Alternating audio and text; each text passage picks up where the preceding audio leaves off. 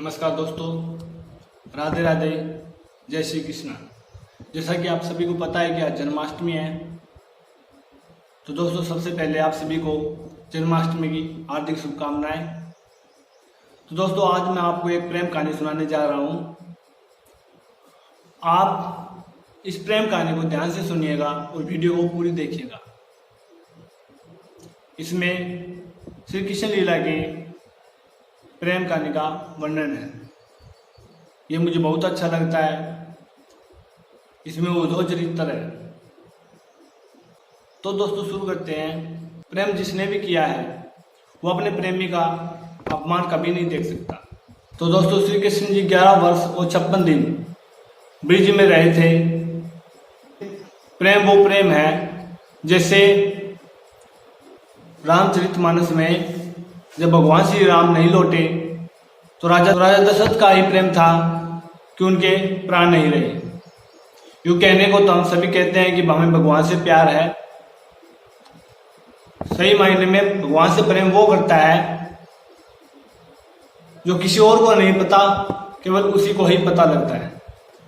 श्री कृष्ण से प्रेम ऐसा है कि उसे किसी वस्तु से प्रेम नहीं है, केवल श्री कृष्ण से ही प्रेम है। कि हमें कृष्ण क्यों नहीं मिले, अब तक हमें कृष्ण की प्राप्ति क्यों नहीं हुई।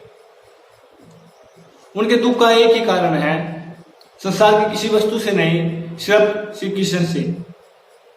वो उनसे ना मिलने के लिए वो रोते हैं। ऐसी फीलिंग में रोए कि वो हमें अभी तक क्यों नहीं मिले। तो दोस्तों एक प्रसंग है, जो लोग श्री कृष्ण के लिए रोते हैं, क्या श्री कृष्ण भी उनके लिए रोते हैं? अवश्य ही। जो कृष्ण के लिए रोते हैं, कृष्ण को याद करते हैं, श्री कृष्ण के लिए बिलखते हैं, श्री कृष्ण उनके लिए प्रेम भाव रखते हैं। तो दोस्तों इसी तरह एक मथुरा में कृष्ण के दोस्त हैं जिनका नाम है उद्धव। बहुत ज्यादा ज्ञानी है, बहुत ही ज्यादा ज्ञानी है। ज्ञानी क्यों नहीं होंगे? शिष्य किनके हैं? बृहस्पति जी के। कृष्ण जी के मंत्री भी हैं, सखा भी उनके जैसी है, दिखते भी वैसे ही हैं। इनका सारा श्याम रूप वर्णन है, एकदम श्याम के जैसे दिखते हैं, बिल्कुल श्याम वर्णन है इनका। एक बार श्री कृष्ण जी उदास बैठे थे और उद्धव आए और पूछा, कृष्ण आज उदास क्यों हो? कृष्ण जी बोले, मुझे ब्रिज की याद आ रही है। श्री कृष्ण जी बोले, मुझे ब्रिज की याद आ रही है, मैया यशोदा की याद आ रही है, बाबा नंद की याद आ रही है, ब्रिज की गोपियां ग्वाल और ब्रिज की गायों की याद आ रही है, बछड़ों की, यथा पता जमुना के तट की याद आ रही है, मुझे सबकी याद आ रही है। उद्धव बोलते हैं कि हे कृष्ण, यहाँ आपके पास इतना अच्छा राज्य है, आप राज करते हो और वहां नंगे पांव गायों को चराते थे, कड़ी धूप में घूमते थे नंगे पांव।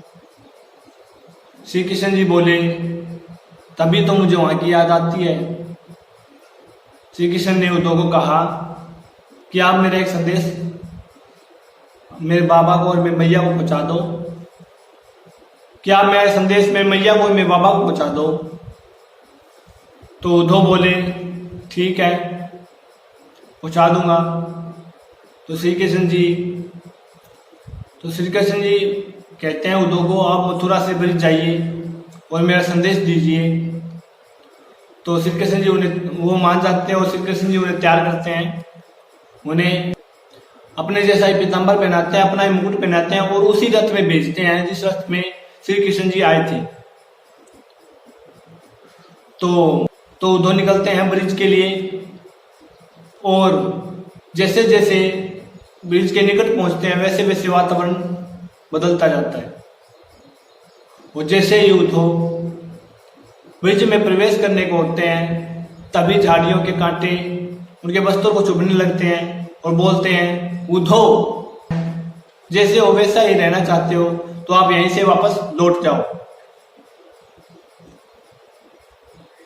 तो उद्धव जैसे ही ब्रिज में जाते हैं और वो पहुंचते हैं बाबानंद से मिलते हैं। बाबानंद उन्हें देख के उन्हें गले लगाते हैं। उद्धव बोलते हैं मैं श्री कृष्ण नहीं हूँ, उद्धव हूँ। तो बाबानंद बोलते हैं कि आप हो तो श्री कृष्ण के सखाई, उनके मित्र हो, तो आप मेरे लिए कृष्ण ही हो। आप उनका संदेश लेकर आए हो हमारे लिए कितनी खुशी की बात है। तो वो ऐसे ही बैठते हैं, बातें करते हैं। मुझे यशोदा श्री कृष्ण जी के बारे में पूछती हैं कैसा है मेरा लाल। उद्धव बोलते हैं कि आप किसके लिए रोते हो, उसका ना कोई बाबा है ना कोई मैया है, उसका इस संसार में कोई नहीं है, वो एक अकेला अखंड ब्रह्मांडी है। बाबानंद कहते हैं ऐसी कोई बात नहीं है। तो उद्धव बोलते हैं देखो देखो उसने कंस को कैसे मारा था। बाबानंद कहते हैं अरे उद्धव तू ज्ञानी मैं अनपढ़ ठहरे हो, तेरी बात मुझे समझ नहीं आती। कंस को श्री कृष्ण ने नहीं मारो, कंस को कृष्ण ने नहीं मारा। वो तो कंस ऊपर से गिर गया था और कान्हा का पांव फिसल गया और वो उसके ऊपर गिर गए तो कंस की मृत्यु हो गई। ऐसे ही बातें करते करते मैया यशोदा ने कान्हा के बारे में पूछा और बात करते करते उन्हें सुबह हो गई। जैसे ही सुबह हुई तो उद्धव सुबह यमुना नदी के तट पर टहलने के लिए गए। जैसे ही गोपियों को पता लगा कि मथुरा से कोई आया है और कृष्ण का सखा है, कृष्ण का मित्र है, तो गोपियां जाती हैं वहां पे भागी भागी और उद्धव को देखती हैं, वो चटाई पर बिठाती हैं और उनकी चटाई पर बिठाती हैं और उनकी पूजा करती हैं और परिक्रमा करती हैं। इतनी पूजा करती हैं, ऐसी पूजा करती हैं, ऐसी पूजा उन्होंने श्री कृष्ण की भी नहीं की हो। तो उद्धव बोलते हैं कि ऐसा क्यों कर रहे हो और आप किसके लिए कर रहे हो। गोपियां बोली आप हमारे कान्हा की सखा हो, उनके मित्र हो। तो उद्धव बोले अरे अरे आप उसके लिए क्यों रोना रो रहे हो, उनके ना हाथ है ना पाँव है ना मुख है ना नैन है, वो किसी के नहीं है, वो एक अखंड ब्रह्मांडी है, वो अवगुण है। तभी गोपियां बोलती हैं अरे अरे उद्धव जिसमें कोई गुण नहीं है ये भी तो एक गुण है, और आप कहते हो कि उनके पाँव नहीं है, हमारे ये ब्रज की गाय किसने चराई। आप कहते हो कि उनका मुख नहीं है तो हमारा ये माखन किसने खाया। आप कहते हो कि उनके हाथ नहीं है तो हमारा माखन किसने चुराया। और आप कहते हो कि उनकी आंखें नहीं है। अरे उद्धव मैंने इन्हीं हाथों से उनकी आंखों में काजल डाला है। तो इतने में भंवरा आता है तो गोपियों का ध्यान भंवरे की ओर जाता है और बोलती हैं आ गए काले भंवरे, तू भी काला वो भी काला, हम तो आपसे प्रेम कर बैठे और आप हमें छोड़ के चले गए और ऊपर से हमसे बात भी नहीं करते।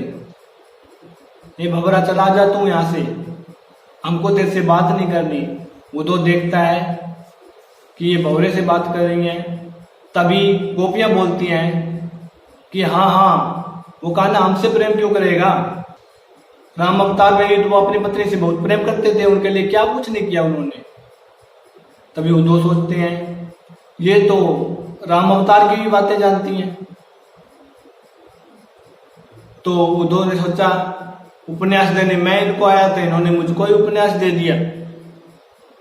तभी उद्धव उठते हैं और चलते हैं ब्रिज की ओर। जैसे ब्रिज में घूमते हैं और उनका जाने का वक्त हो जाता है।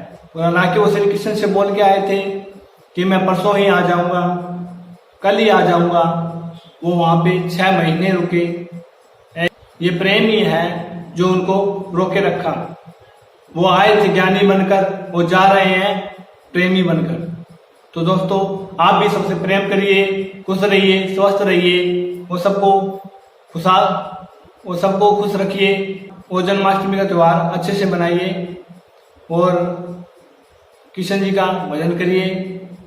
एक बार मेरे साथ बोलिए राधे राधे।